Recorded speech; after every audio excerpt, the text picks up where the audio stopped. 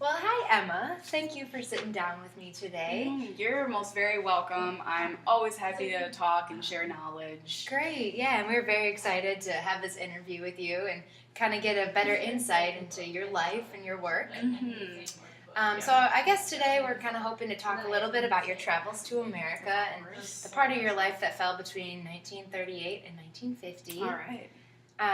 So I guess I know that you were born and you grew up over in Vienna, in Austria. Yes. And I know you did some of your early schooling over in Sweden at the time too.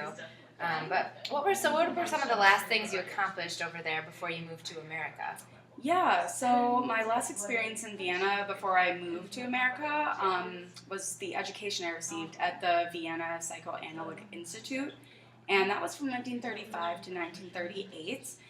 This is really something that's really impacted me. So psychoanalysis was really a popular theory of the time. There were so many developments. It was very influential, so I was proud to be a part of that. I also completed advanced training for teachers here. And something that we like to go by, just a little saying we have is, we train not as child therapists, but as psychoanalytically oriented educators. Oh, wow. Yeah, so that's just something we like to keep in mind through teaching. That's great because it's kind of a fully rounded scope of It a is, person yes. then. Wow, and it sounds like a very interesting program too. I've heard of it in the past, and I can see that to better understand children, it would be really good to kind of have that psychoanalytic approach and understand the mind frame that they're in. Yeah, it definitely helped us gain a little more insight into their minds. So the more we know about how a person processes the world around them, the better equipped we are to help them. So, things like that. Yeah, it's, I guess, the basic concept of connecting to people. Exactly. So do you think that this training over there helped impact the way you were able to advocate for child life and child development, just children in general later in your career? Yeah, so I think everything in general kind of led me to that point in its own way, but I definitely gained a greater appreciation for the understanding of psychoanalysis involved behind assessing and treating patients. Okay, sure. Makes sense because you really have to understand their mindset. So if things are good over in Vienna, you're living there, you love it, and you're in such a great, strong program, why do you leave? Well, as you can probably guess, things were not that great in the 40s when it comes to Germany and all the surrounding countries. So the 3 days of horror were just terrifying. Germany annexed my country and the Third Reich.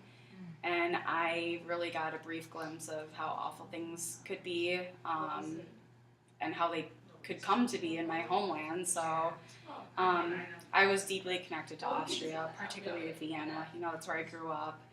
And I was very heartbroken to leave. But both me and Robert knew it was for our greater safety. So we knew it was a choice we had to make at the time. Yeah, absolutely. That's probably nothing harder than having to leave your home, but it's unsafe. You gotta make sure you're healthy. So I can't even imagine how difficult it must have been though to uproot your life like that. Yeah, in comparison to everything required to leave Austria, the uprooting actually might have been the easiest part. To leave, Robert and I actually had to gather all of these papers that were necessary to justify our destination. So that was probably the most difficult part. And what kind of papers did they require from you? So many different papers. We needed immigration papers, we needed affidavits and sponsorship letters. And then we had to get a special contingency that we could prove the United States was our final destination. Right. So it was both challenging and scary. We knew that with one wrong move, we might have been stuck in Germany and what was very quickly evolving into a horrifying place. Yeah, definitely not a place you'd want to be stuck. No, definitely not. It's incredible that you're able to gather all of that, by the appropriate time and escape while you guys were able to.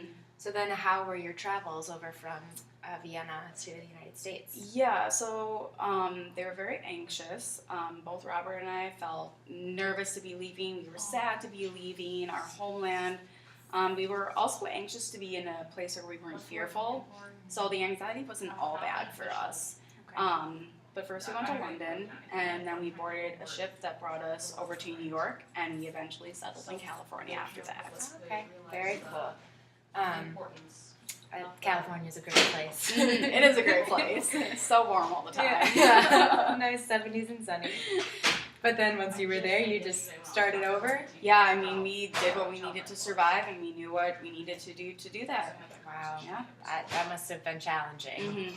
Mm-hmm. So how was that kind of transition from Viennese culture to American culture? Was it difficult for you and Robert to secure housing and work? I actually consider myself a very lucky person.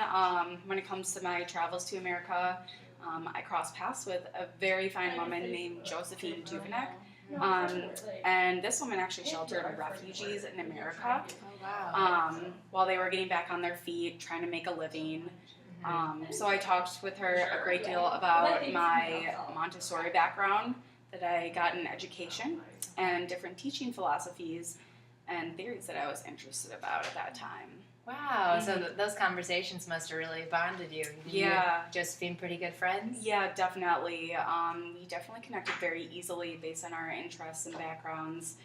And then from there, she eventually led me to a job at the Presidio High School, or the Presidio Hill School, sorry. And it's there that I served as principal for many years, thanks to her. Wow, and it must have felt so good for you to finally be back in like the learning environment, surrounded by students and children again. Yeah, it definitely did. And during that time, I also pursued my master's in child development from Mills College. Okay. I really knew at this time that I was passionate about children.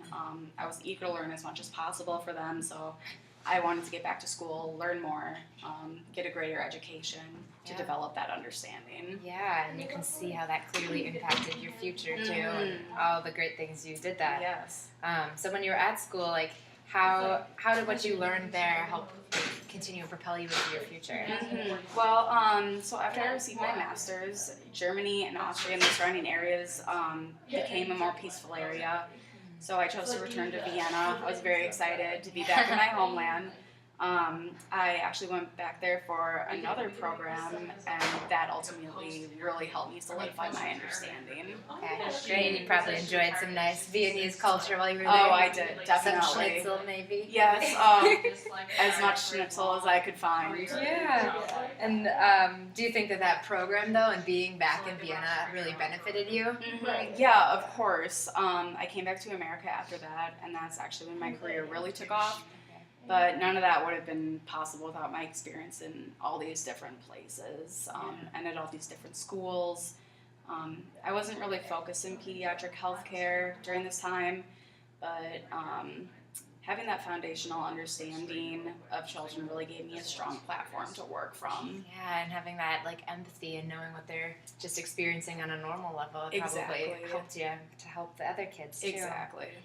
Great. Well, Emma, it has been an absolute pleasure to interview you. Thank you so much for sitting down with me and for everything you've done in this field. We'll look forward to interviewing you again in the future. Yeah, thank you. I really enjoyed the experience.